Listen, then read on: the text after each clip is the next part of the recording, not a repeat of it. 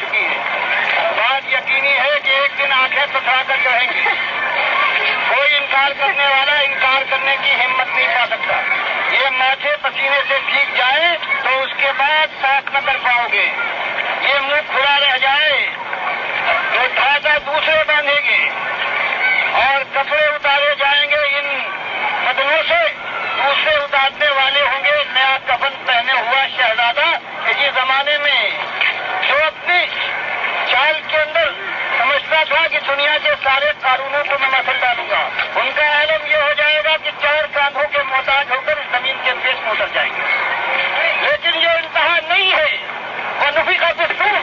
اس کے بعد مالک فرماتا ہے سور میں پھونک ماری جائے گی، فَإِذَا هُمْ مِنَ الْأَجْدَاثِ إِلَىٰ رَبِّهِمْ يَنْسِلُونَ، ساری کائنات کے ماضی اللہ کی بارگاہ میں کھڑے ہو جائیں گے اور وہاں ایک ہی سوال ہے کہ تم کو ہم نے پیدا کیا، تمہاری ماں کی چھاتیوں میں دودھ ہم نے پیدا کیا تھا، ہوائیں ہم نے جلائی، بادلوں سے ہم نے برسایا، زمین سے اللہ ہم نے اگایا اور تم کو اب تک دی، کتاب اتاری، پیغمبروں کا اسوہ تمہارے سامنے لائے، ایک بات کہی کہ ہمارے بندے بن جانا، فلا تجعلوا للہ اندادا وانتم تعلمون، ہمارے بندوں کو اپنا مالک نہ بنانا۔ اور یہ امت 1400 برس پہلے اسی توحید سے ابری تھی، دنیا اور آخرت کی مرحبت سنائی نہیں گئی تھی۔ آج اس کا حال یہ ہے کہ اللہ کے بندوں کو نبی صلی اللہ علیہ وسلم کا نام لکھتی ہے کہ یا اللہ یا رسول، برابر کا معاملہ۔ مسجدوں کے اندر اس کو مالک نے قرآن میں فرمایا کہ مشرکوں، عرب کے مشرکوں، ہر جگہ تو تم لات منات اور ابراہیم کو آواز دیتے ہو، ارے یہ خانہ کعبہ کا تو خیال کرو، یہاں تو اللہ کے علاوہ کسی کو آواز نہ دو، وَأَنَّ الْمَسَاجِدَ لِلَّهِ فَلَا تَدْعُوا مَعَ اللَّهِ أَحَدًا۔ یہ جو مسجدیں ہیں اللہ، یہ تو اللہ کے لیے چھوڑو، یہاں تو اللہ کے ساتھ کسی اور کو نہ پکارو۔ آج یہ امت مسلمہ ہے، یہ قرآن پڑھنے والی ساری مسجدوں میں یا اللہ یا محمد لکھا ہوا ہے، اللہ کے لیے گالی ہے۔ میری قوم، گالی دینے کے بعد ماں اور بہنوں کی آبرو کی خیر مناؤ، ہندوؤں کے بستروں پر، عیسائیوں کے بستروں پر، یہودیوں اور سکھوں کے بستروں پر اولادیں جنوا رہی ہے جو ابھی آئے ہوئے ہندوستان والوں، ابھی 35-37 سال کی بات ہے، تمہاری آنکھوں کے سامنے کتنے لاشیں تڑپے ہیں، کتنا خون ہے جو زمین میں چوسنے کے بعد گلرنگ بھی نہیں بنی ہے، اور اس کے بعد یہ بے شرم امت ہو جاتی ہے مشرک کہ یہ جشن مناتی ہے کہ یہ 14 اگست کو ہماری ماں اور بہنوں کی آبرو برباد کی گئی تھی۔ آج یہ بے غیرتی ہو گئی ہے، ہر چیز ہوتی ہے لیکن ایمان کی بات نہیں اٹھے گی، وہی بات۔ اس لیے آؤ کہ توبہ کریں، قبل اس کے ہاتھ جھلک جائیں، آنکھیں پکڑا کر چڑھیں اور پیر پھر یہ باز نہ اٹھا پائے،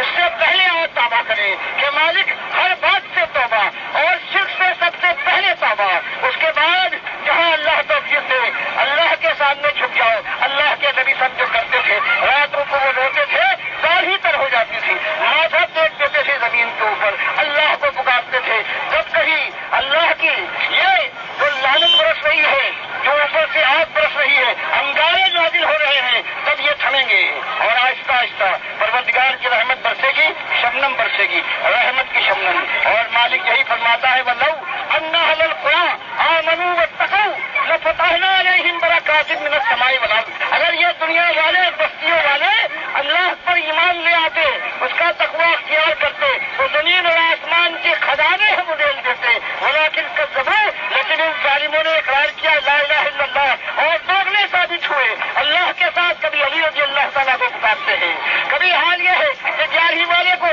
یا گوشت کا نعرہ لگاتے ہیں، کبھی ان کا حال یہ ہے کہ اللہ کو بڑے نام رکھتے ہیں علی بخشے، کبھی اللہ ان کو کوئی برکت دے، روزگار میں تو یہ 11ویں اور 12ویں کرتے ہیں، اللہ کو ہر آن ہر جگہ گالی دی جا رہی ہے، پھر اللہ رحمتیں کیسے برسائے گا؟ ایک ہی چیز ہے، یہ قبر و راستانوں نے یہ جو بت ہیں، یہ کھڑے بت ہیں، یہ کھڑے بت ہندوؤں کے ہوتے، یہ بڑے بت ہیں، بات وہی ہے، ہندوؤں کا گنیش اگر کھڑا ہے تو یہ جو ہمارا مسلمانوں کا ہے یہ بڑا ہے، ہندوؤں اور مسلمانوں میں آج کوئی فرق نہیں۔ یہی جواہر لال کے باپ موتی لال نہرو